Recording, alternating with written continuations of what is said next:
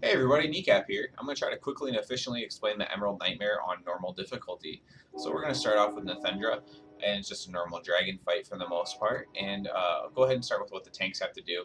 There is a taunt swap mechanic.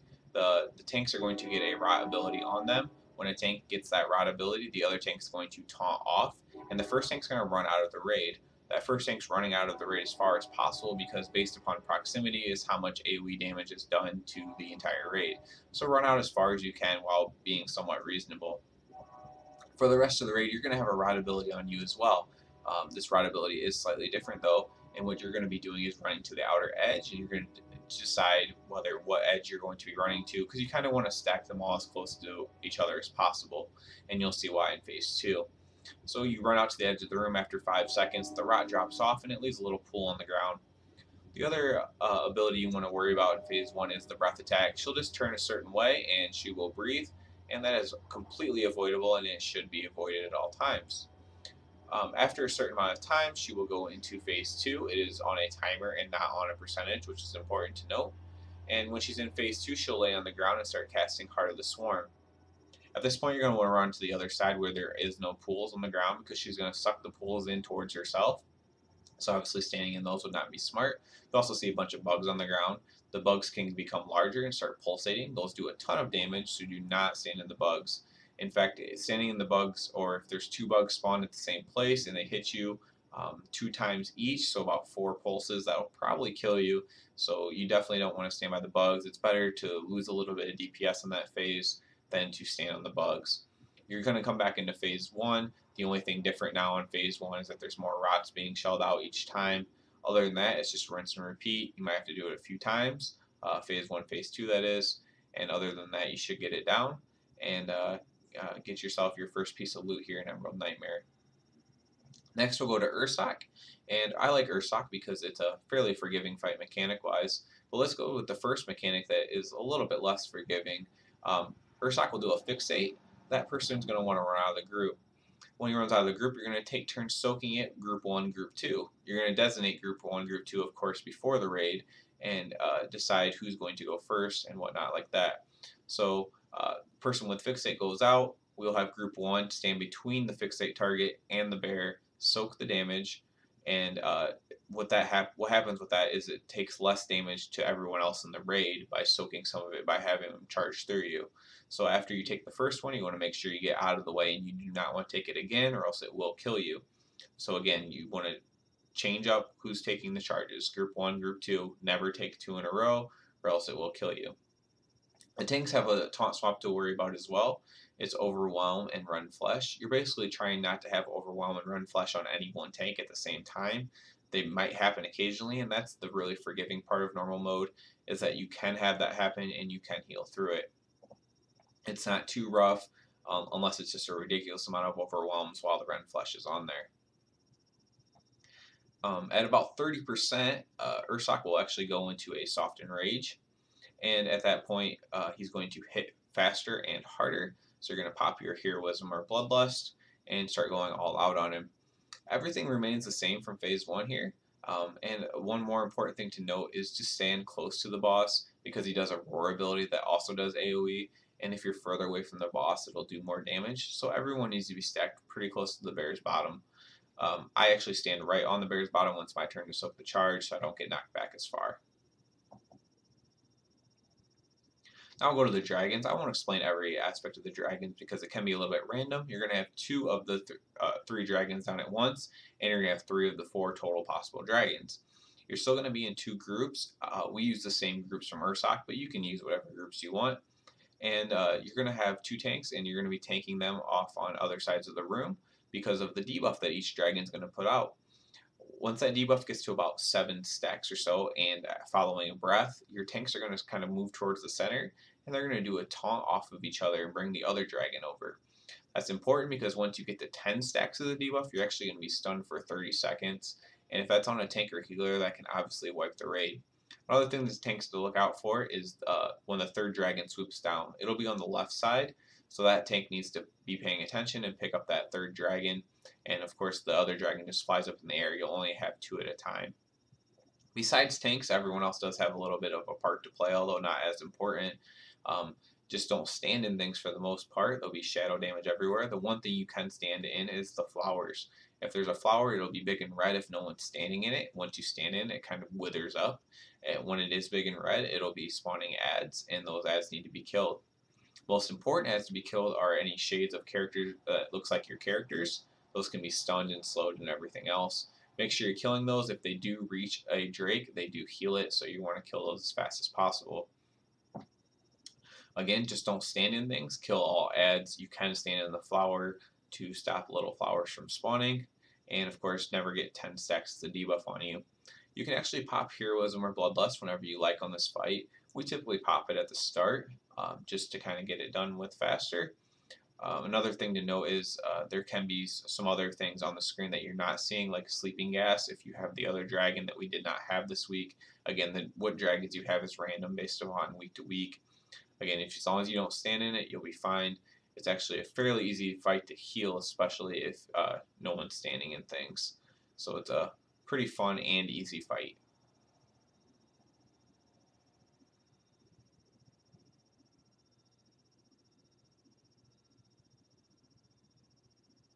Next up, we have the Spider Rock boss. This boss has quite a few abilities, so let's go with the most important one first. Is the poison ability. You'll have a green circle around you. You want to run that to the outer edge of the room. You're going to drop 5 puddles on the ground and make sure that it's just, again, on the edge of the room and you're not standing in the puddles. There's a web link ability. Those two people need to be close to each other so they're not taking as much damage. There's a tornado ability. It's a purple tornado. When you have that, you can actually step in the poison and cleanse it off, which is nice to do. And you want to drop the tornado out of the group. Spider can also jump really high in the air and come to a slam attack. You want to get out of that.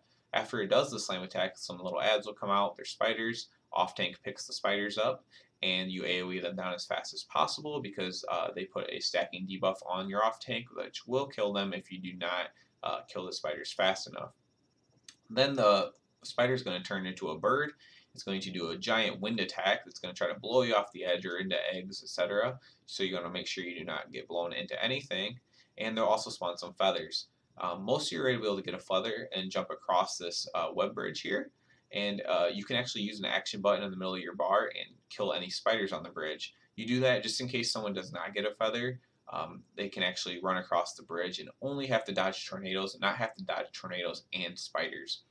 As you can see, once you get over here, you'll have a lot more of the tornadoes. This is important to know just because you just want to make sure you're not dropping them in the raid because that can kind of really mess you up, especially if a healer or a tank somehow got stuck in one. That could be detrimental. After a little while, it'll actually turn back into the spider and you'll just have the first phase all over again. You can actually pop your Heroism or Bloodlust whenever you like on this fight. And I'm just going to kind of go over phase 1 again when it turns back into the spider, just because I kind of had to rush it the first time. Again, you're going to drop your poisons on the outside. It's going to be about 5 puddles. If you have Tornado, you can cleanse the poison. If you have the web link, you can stand on each other. And again, do not hit any of the web sacks or anything on the edge of the boss, so no spiders come out of them. Big jump attack summons the little spider ads. The little spider ads need to be off tanked and killed as quick as possible because of the stacking debuff that they put on your off tank, which again, it will kill your off tank if you not focus down the ads. I can't actually express that enough. Another thing to note though, real quick, is after the spider phase and turns into a bird and jumps across the other platform, is that it's doing an AoE ability, so you want to get there as fast as possible to stop that AoE ability from hitting the whole raid. Again, that's just by jumping across with a feather and gaining aggro on the boss. Next, we'll go to Il'gynoth. Il'gynoth's the boss where you actually kill the ads, and you're not actually really fighting a boss. So I'll just go over what the ads are real quick. First, you have Death Glares, you have Corruptors, you have Dominators, and you have Nightmare Horrors. It starts with these Dominator Tentacles. You just tank them and kill them. You have Death Glares. Death Glares need to be interrupted. They cast Mind Flay, easily interruptible, easily killable. Corruptors are the most important thing to kill. They cast Spew Corruption, I should say. And they have very low health. And you want to make sure you get those down as soon as possible. What Spew Corruption does is it actually puts a debuff on you that you need to run puddles out of the group again. And that actually ticks really hard, so those just need to die as fast as you possibly can. The Nightmare Horde, it does a blast ability that you're going to have to do a taunt swap on that as well because it does more damage every time. So, and you want to face him away from the raid because the blast ability is directly in front of him. Not a comb, literally just a direct laser beam in front of it, basically. So just face him away from the group. Taunt swap. Make sure not both tanks get hit by the frontal thing. So you only want one tank in front of him at a time. All these ads that you kill are going to spawn these Ichors. These Ichors fixate on somebody. When you're fixated and you're ready to kill them, you want to get underneath the eye and AoE them down. Those will do damage to you, but it also does damage to the eye. When you get 20 of them, you will kill the eye and you'll be able to come into the heart. Go ahead and pop your Hero Whisperer Bloodlust and go ahead and try to kill the heart. If you have enough DPS, you will actually kill the heart in one turn here. You do want to make sure that you're not stacking on each other because you can see these circles. You want to kind of spread out so you're not taking extra damage that you don't need to take. Again, if you have high enough DPS, you will kill it here. If not, you need to get out of the room before it finishes its cast, or else anybody trapped inside the room will in fact die. When you come out, it'll be the same as phase 1 all over again. You just need to get into phase 2 again to finish it off. You should have it, even if you're starting out, you should have it probably below 50% or near 50%. So you just need to get back in there. You actually get more time the second time as well. Again, the priority is Corruptor Tentacles, which spew corruption. Deathglare Tentacles interrupt their Mind Flay. I would say the Nightmare Horde is next. Make sure that it's being tanked and no one's standing in front of it. And then the Dominator Tentacles need to die as well and need to be tanked as well. So just be careful with that. Do not stand in Spew Corruption and try to run it out of the raid. When you're fixated, you go underneath the eye. Everyone AoEs down the Bloods, or Ichors as they're called, and after 20 Ichors, the eye will again go away and you can go inside. 20 Ichors because each Ichor does 5% of the eye's health. Obviously 5 times 20 is 100%. Pretty simple to go. The most important thing I should add before this is over is to not go inside the room until all the ads are dead, especially the Ichors, because if Ichors follow you in, they will do a huge AoE. And on normal mode, while it is healable for a few Ichors to go inside, if you get too many inside, it will definitely wipe your raid. I would say if 3 go inside, you can heal through it, but you don't want to deal with that. So just kill everything before you go inside. It's pretty simple to do. Obviously, you want Corruptors and Deathglares to be dead as well. If you had to leave anything up, it would be a Dominator or a Nightmare Horde, and you would leave a tank on the outside with a healer, or both tanks outside with a healer while everyone runs back inside to finish off the boss. And you'll get longer, like I said, the second time to finish it, so should be able to get that done. We'll move on to Cinereus. Cinereus is a fun fight, to me at least. You're going to have a tank and an off tank in phase 1. The most important thing to know is the corruption that he puts on you. The only way that corruption can be removed for a short time is by Malfurion's Cleanse. You can actually choose what Malfurion cleanses by your proximity to the ad that he spawns. So there's going to be 3 ads, and you're going to get to choose which one to cleanse by where your party's standing. So this first one, we decided to cleanse the Wisp Tree, and that's what all this green stuff on the ground is. That big patch of green is from Malfurion, the little patches of green are from the Wisp Tree. The green stuff is what removes the debuff from you, so you just step in it real quick and step right back out because it gets smaller if you step in it, so you don't want to just stand in it forever. There's also these Nightmare Brambles on the ground that are basically entangling roots, and those follow around a ranged DPS, so you don't want to make sure you're not kiting them right through everybody if you can. The other ads in phase 1 are a dragon, a tree, the wisps, and a dryad. Dragon does a breath attack and AoE pulsates at 50%, so you want to make sure you get the dragon out as soon as you possibly can. The tree does a stomp attack, which you soak with melee on top of the tank. The tank should not be taking that by himself. Dryads heal, so that needs to be interrupted. And the wisps do a massive amount of damage, but they have very low health and can be killed very, very quickly and should be. When you cleanse the wisp, they put the little green patches on the ground, more green to cleanse off your debuff. When you cleanse the big tree, he comes around and starts helping you. And if you stand next to him as a healer or anybody with mana, he'll actually restore your mana for you. So you can kind of spam your heals pretty good if you're standing next to that tree. I think it's like 3% mana every second or something like that. So it's pretty ridiculous. If you cleanse the Drake will help heal one of the tanks while doing a little bit of damage himself, and he can be quite helpful as well. I don't really recommend cleansing the Dryad because first of all, the Dryads are easy to kill, and second of all, it doesn't help you that much. To go into what they kind of do, I kind of told you what the wisps do, I told you what the dragon does, and I told you what the tree does, but I didn't tell you what the dryad does. I don't think. It does a heal ability. You just need to make sure you interrupt that heal, and even if I did tell you, it's worth telling you again. While it doesn't do a bunch of damage, it does heal, so make sure you interrupt the dryad, especially if it's up with like a dragon, for instance. You need to be interrupting the dryad. Very, very important to do so. You also see some people have like a kind of looks similar to the circles on the brambles. Make sure you're not standing near each other during that. You're going to push it into phase 2 either after you kill enough phases of ads or when he gets to a certain percentage of health. And what's going to happen in phase 2 is there's going to be no more ads, there's still the brambles, and you're going to do a taunt swap. You're going to taunt swap every time he does his big ability. The big ability needs to be mitigated. If it's not mitigated, you will wipe and he'll corrupt the entire ground.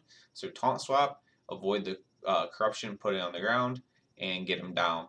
That's also when you're going to pop your Heroism or Bloodlust. And other than that, you just keep cleansing yourself with the green stuff. You have to get Brambles off of Malfurion to have him put the green stuff down. On Xavier Seer, he has 3 different phases, so there's quite a bit to go through here. You're going to have a tank and a tank swap, and you're still going to have an ad come as well.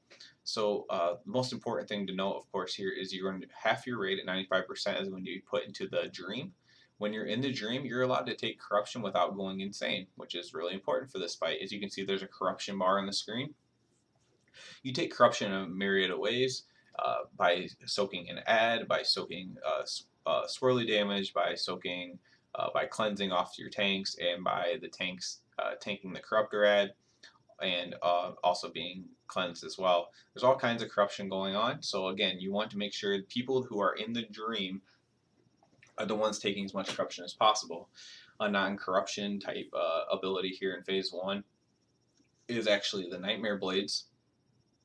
The way we do Nightmare Blades is we have a marker set up, and the 2 people with Nightmare Blades will actually run out there away from the raid, and the Nightmare Blades will cut between them instead of hitting anybody in the raid.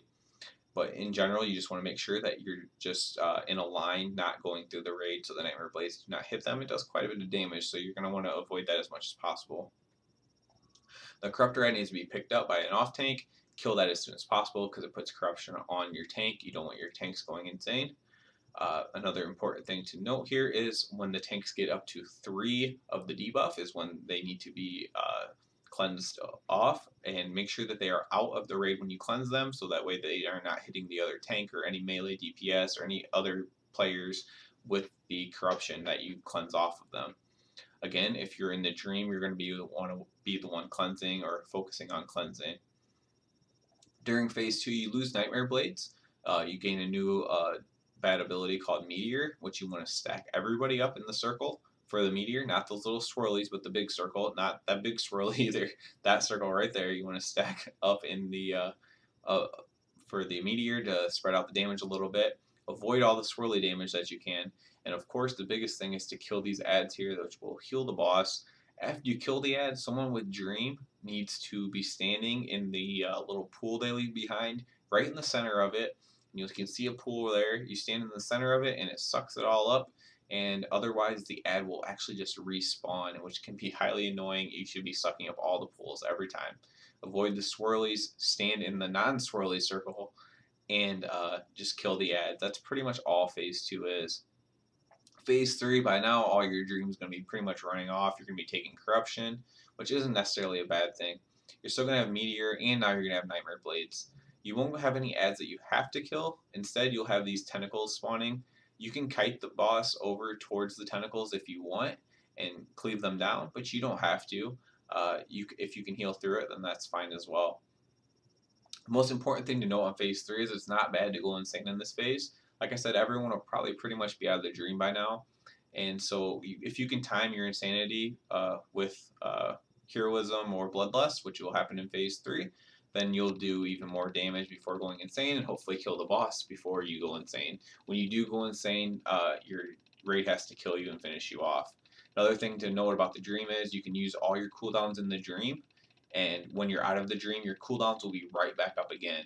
So you can use for example, I can use my wings right before my dream's over, and then wake up, and then my wings are ready again. So you can get double cooldowns. Make sure you're using all your mana, all your cooldowns, use everything you can while you're in the dream because you're going to get to use it again, except for heroism and bloodlust. Everything else you need to be using while you're in the dream.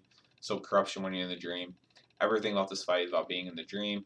Going insane, getting the damage buff at the end can be nice as well. As you can see, a lot of our people are insane now. We didn't time it very well, but we did get Xavier down on this theft, and that's all that mattered, I guess. Not our cleanest run. Other than that, subscribe, like, comment, share. Let me know what you think, and hopefully everyone has a good experience in the Emerald Nightmare.